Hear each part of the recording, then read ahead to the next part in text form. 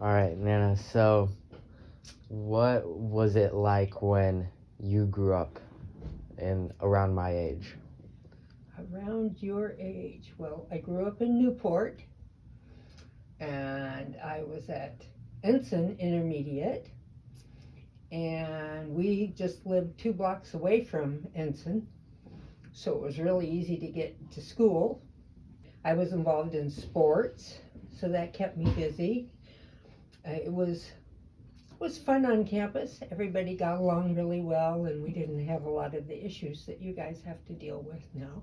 My family were all involved with the Scouts, Boy Scouts and Girl Scouts. So on the weekends we were off camping various places. My dad led a Boy Scout group, and my mom led a Girl Scout group. And my sister's 7 years older than me, and of course went with my mom. My brother's 5 years older than me, and of course went with my dad. And I got to choose, and I always chose to go with the boys. I was pretty smart.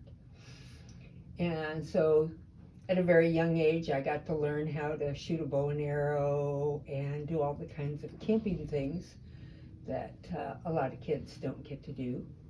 There's not a lot of other exciting things to tell you about junior high.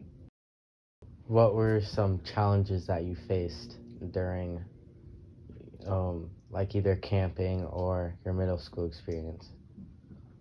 Challenges. I was very active, and because I had an older brother who taught me how to do everything, every sport, taught me how to drive, etc., I was a bit of a threat to some of the boys because I was better than they were at so many things.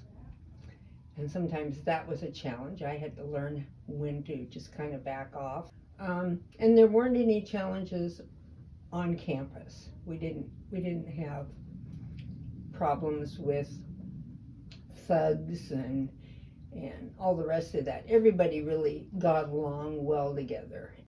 What sports did you play? Well, we didn't have a lot of organized sports back in those days, especially for girls. But I used to play a lot of volleyball. And on campus, whenever we played baseball, I was involved in it. I did not run track or do anything with track because I had problems with my knees, which I didn't discover what that was all about until I was playing tennis at the University of Redlands, and one of my knees went out. And at that time, we found that I had some real problems with my knees, and I ended up, in the long run, having to have both knees replaced. And because I'd done so much, I had gotten rid of everything in the joint that protected the joint. And at that point, you have to do something else. What would be some wisdom you would have told your younger self? Ooh. My dad used to always say, make sure that you listen, really listen, not only to the teacher, and I was a good student, but to your friends and to what's going on, so that you know when to avoid a problem. If you heard some kids talking about doing something, if I thought it was really wrong and was detrimental to the school or somebody else, then I'd tell somebody about it. But if it was just some malicious stuff that they were going to do, just to stay away. Or if I knew any of the people, to try to give them a suggestion that might not be the greatest idea, not such a good plan, might get really in trouble. But listening, I think, was the thing that my dad imparted on me. Always listen to everybody around you. Soak in everything that they're talking about, because you'll really get to use it later. And one of the wonderful things was, as a family, we always would eat together.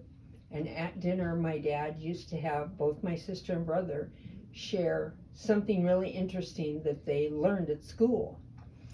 And so I learned a lot about junior high and high school early because I was listening. I was sitting there listening all the time. So when I got to that grade or whatever, I thought, I already know this.